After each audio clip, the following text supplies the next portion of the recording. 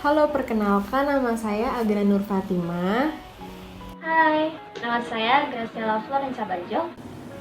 Saya Saskia Salsabila Adeline. Saya Muhammad Biti Arman. Sebelum kita masuk ke model-model negosiasi, yuk kita simak bareng-bareng apa sih itu negosiasi. Menurut Hartman, dalam buku Komunikasi Bisnis edisi keempat oleh Joko Purwato, negosiasi merupakan komunikasi antara dua belah pihak yang masing-masing memiliki tujuan serta sudut pandang sendiri. Hal ini dilakukan untuk mencapai kepuasan masing-masing mengenai masalah yang sama. Sedangkan bernegosiasi adalah keterlibatan antara pihak satu dan pihak dua seperti penjual dan pembeli, di mana di sini pembeli ingin membeli sebotol champagne yang berkelas tinggi dengan harga yang sama seperti sebotol bir di mana harganya jauh lebih rendah daripada sebotol champagne. Nah, gimana? Kalian pasti udah paham kan apa yang dimaksud dari negosiasi itu? Yuk sekarang langsung aja kita masuk ke beberapa model dari negosiasi. Enjoy! Oke, negosiasi itu tentu saja memiliki berbagai macam model. Salah satu dari banyaknya model negosiasi terdapat model negosiasi lose-win atau kalah menang. Nah, sebelum kita meranjak lebih jauh lagi mengenai model negosiasi lose-win atau kalah menang, pengertian dari negosiasi win-lose atau menang kalah dan lose-win atau kalah menang memiliki arti yang sama. Menurut Zakaria dan Purwanto dalam bukunya yang berjudul Komunikasi Bisnis, Perspektif Konseptual dan Kultural mengatakan bahwa negosiasi win-lose atau menang kalah dan negosiasi lose-win atau kalah menang adalah bentuk negosiasi dengan asumsi bahwa semua pihak yang bernegosiasi memperoleh keuntungan di mana mengedepankan kompromi. Sedangkan menurut Stark dalam bukunya yang berjudul Only Negotiating Guide You'll Ever Had, 1001 Ways to Win Every Time in Any Situation, negosiasi win-lose atau menang kalah dan lose-win atau kalah menang adalah apabila salah satu pihak mendapatkan apa yang dia inginkan, sedangkan pihak lain ini tidak mendapatkan apa yang dia inginkan. Biasanya yang pihak lain ini diantara lebih minim mendapatkan apa yang dia inginkan atau malah dia merugi. Nah, lalu karena kita memfokuskan pada negosiasi lose-win atau kalah menang, apa sih perbedaan dari negosiasi win-lose menang kalah dan negosiasi lose-win ini kalah menang? Nah, perbedaannya itu terdapat pada siapakah pihak satu dan siapakah pihak duanya. Apabila dalam model negosiasi yang sedang kita fokuskan saat ini, yaitu negosiasi lose-win atau kalah menang antara penjual dan pembeli, penjual itu merupakan pihak pertama dan pembeli itu merupakan pihak kedua. Maka akan terjadi sebaliknya apabila di strategi win-lose atau menang kalah. Oke, berikut ini merupakan contoh dari model negosiasi lose-win atau kalah menang.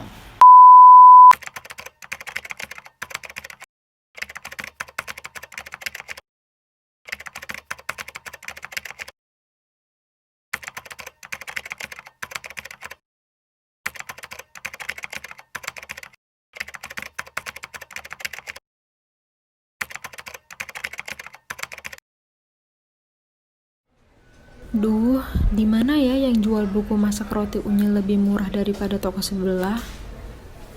Dibeli dibeli bukunya. Mbak itu jual. Aku tanya deh kali aja dia lebih murah. Mbak, ini bukunya berapaan ya? 70.000, Kak. Waduh, Mbak, mahal amat. Ini udah murah banget, Kak. Enggak, tadi di toko sebelah 55.000. 45.000 deh, kalau mau saya ambil sekarang. Gue aja belinya 50.000. Yah Kak, belum bisa, kalau segitu mah saya nggak dapat untung.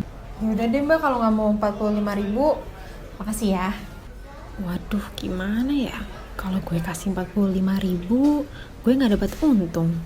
Tapi nih buku udah lama banget nggak laku-laku, tinggal satu lagi. Apa gue kasih aja ya? Ya udah deh, gue kasih aja, nggak apa-apa, rugi. Kak, Yaudah deh, 45.000. Boleh mbak. Yaudah bentar ya, saya ambil uangnya dulu.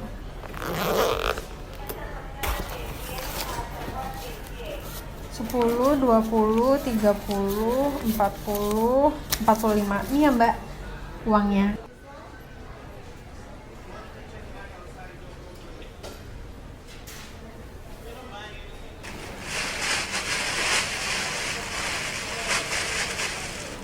Oke, makasih ya mbak. Makasih kak.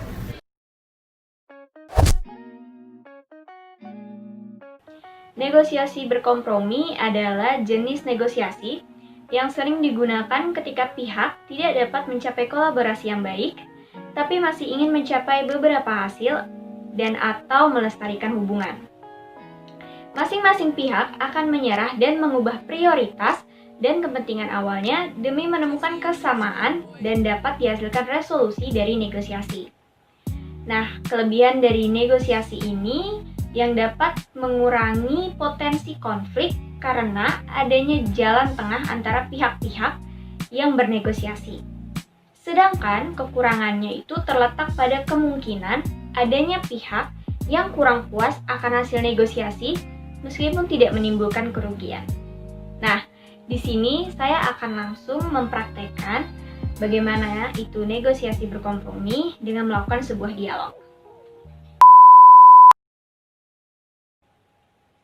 Loh, Dek, kok kamu belajar di sini? Ih, kakak, gimana sih? Kan kamar aku lagi direnovasi. Makanya aku belajar di kamar kakak. Lagian, besok aku ada ulangan harian nih. Oh, ya udah, tapi jangan berisik ya. Besok kakak ada ujian nih. Iya. Nyanyi musik dulu ah. Astaga Dek, itu musiknya tolong matiin dong. Kakak juga nggak bisa fokus nih kalau kamu main musik kayak gitu. Ih kakak, kan aku emang kayak gini biasanya, belajar sambil dengerin musik. Kalau nggak kayak gini gimana aku bisa fokus coba? Tapi kakak jadi nggak bisa fokus. Ya udah. Terus gimana dong? Kakak ada solusi nggak? Duh, gimana ya? Males juga nih kalau berdebat cuma gara-gara ini doang. Oh ya, gimana kalau kamu dengerin musiknya pakai earphone aja? Jadi kamu bisa sambil belajar tanpa harus ngomongin kakak. Gimana? Oh, ide bagus tuh kak. Tapi kan aku nggak punya earphone. Aku punya kakak aja gimana? Astaga Dek. Ya udah, nih kakak pinjemin. Makasih ya kak. Oke.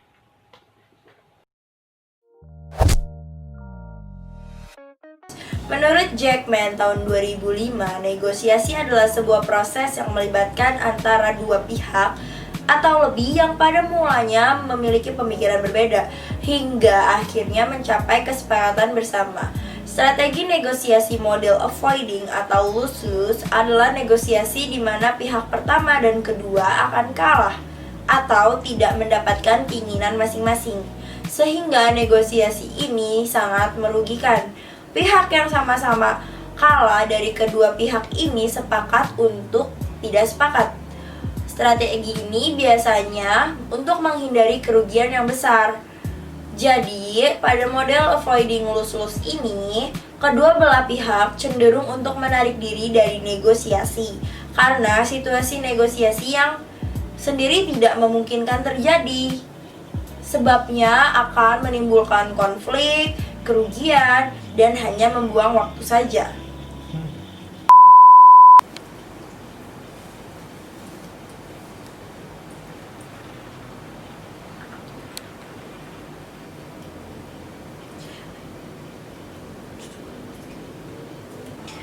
Yo, dibeli kak, bajunya nih baru keluar nih kak, masih bagus-bagus, cobalah ditengok dulu kak.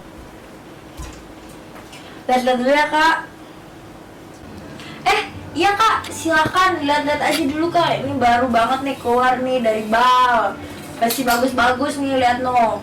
Ini impor kak, barang Korea kak. Kakak lihat aja dulu ya. Semoga kakak suka, kakak bisa borong semuanya. Aku minggir dulu ya. Kak, ini berapaan ya bajunya? Oh yang itu kak, kakak cari yang itu. Yang itu emang lagi recommended banget kak. Jadi cari karena lagi ngehits banget kan.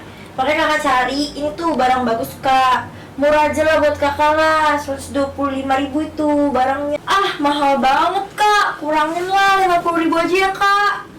Duh, 50.000? Gak bisa kak, rugi aku yang ada kok 50.000 mah, barang bagus itu. Iyalah kak, udahlah biar langganan kita nih, 75 deh ya. 75 nih, biar langganan kita. Nih kakak kalau mau 100.000 deh udah aku kasih. Kalau kurang dari itu lagi, aku gak dapet untung, aku rugi yang ada. Udah 100.000 aja lah kan nih buat kakak nih. Ah yaudah deh, gak jadi kak, kemahalan. Makasih ya.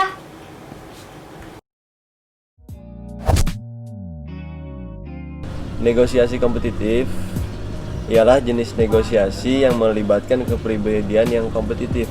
Apa itu kepribadian yang kompetitif? Negosiator yang kompetitif sangat berorientasi pada hasil. Contohnya kayak ya orang-orang yang akan menjalin bisnis ke orang lawan partnernya atau antar perusahaan A dan perusahaan B, pasti di situ kan seorang negosiatornya pasti bakal fokus dengan hasil akhir dan pencapaian yang akan ia dapat, minimal closing yang ia dapat. Mereka cenderung lebih berusaha untuk menang daripada menjaga hubungan antar kedua belah pihak, karena mereka juga pemikir strategis dan tidak berbasa-basi. Nah, biasanya negosiasi-negosiasi yang tidak berbasa-basi ya bisa dibilang negosiasi profit yang bisa dinilai dengan uang mungkin, karena di situ materi ialah hal yang utama dan jika dia kalah dalam negosiasi otomatis dia mengalami satu kerugian dalam negosiasinya. Tapi perlu diingat, negosiator tetap harus berhati-hati ketika menggunakan negosiasi ini, karena seorang negosiasi itu pasti memiliki planning dan cara untuk dia mengembalikan atau melawan seorang negosiasinya. Karena seorang negosiasi ya pasti tidak pun diam ketika negosiasinya itu sudah loss. Bukan dibilang negosiasi ketika dia loss, maka pasti mereka selalu menyiapkan satu cara untuk melawan balik negosiasi pihak lain. Nah, pada kesempatan ini saya ingin memberikan contohnya. Jadi ada satu pelelangan mobil yang dibuka oleh satu perusahaan besar. Pelelangan mobil Innova yang di-open harga 250 juta dan bakal di-close dengan harga 320 juta. Apabila yang melebihi maksimal, maka secara langsung menjadi tawaran tertinggi. Artinya jika ada yang menawar di atas harga 320 juta, maka sang penawar itu akan mendapatkan si mobilnya ini, mobil yang dilelang. Artinya dari harga penawaran itu ada selisih 60% dari 200 juta, dari 220 juta dari 200 juta hingga 320 juta. Nah, pada hari berlangsung ada si Andi membuka harga dengan 250 juta dan dia menyiapkan sampai budgetnya itu 320 juta, tapi dia ingin mengclosing di harga 300. Jika ada yang melebihi 300 ataupun 310, dia akan menutup di 320 karena budget dia segitu. Dan kabar itu didengar dengan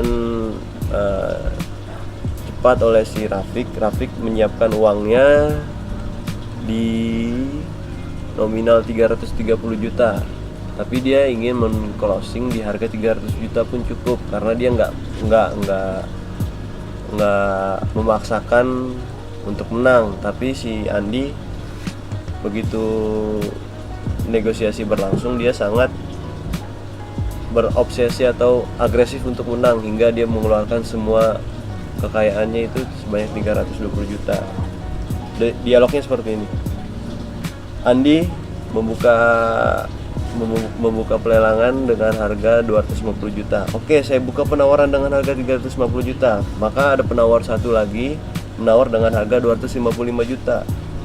Dan penawar 2 menawar lagi dengan harga 275 juta sampai harga 290 juta dan ditutup oleh Rafiq dengan harga 300 juta. Andi pun berkata dalam hati bahwa ia harus menangkan penawaran dengan mengeluarkan semua uangnya. Andi pun mengeluarkan semua uang yang ia bawa dengan menutup harga 320 juta, berharap dia menang karena dia pikir tidak ada yang membawa uang di atas 320 juta pada saat pelelangan berlangsung. Dan dia menawarkan dengan uang di muka kepada sang pelelang. Mendengar kabar itu, si Rafiq pun bergegas dan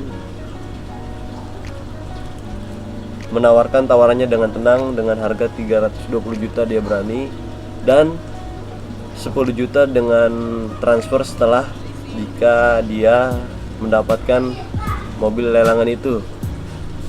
Artinya si Rafiq mendapatkan harga 330 juta dengan penawaran yang lebih tinggi pada saat itu.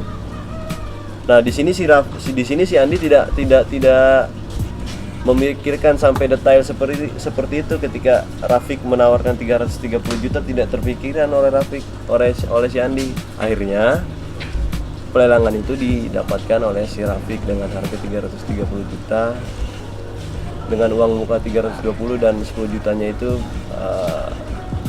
ditransfer setelah ia mendapatkan hasil lelangnya. Nah, di sini bisa disimpulkan bahwa si Andi yang terlalu agresif untuk mendapatkan negonya, mendapatkan tawarannya di harga 320 juta, tidak memikirkan apa yang bakal disiapkan oleh lawan negonya ini, si Rafiq. Ternyata Rafiq menyiapkan satu opsi yang cukup kuat agar memenangkan negosiasinya tersebut. Mungkin segitu penjelasan dari saya tentang negosiasi kompetitif. Semoga bisa mendapat penjelasan yang lebih detail atau dapat dimengerti oleh teman-teman yang mendengar dan khususnya ibu dosen. Oke, terima kasih dari saya. Salam sejahtera buat semuanya. Assalamualaikum warahmatullahi wabarakatuh.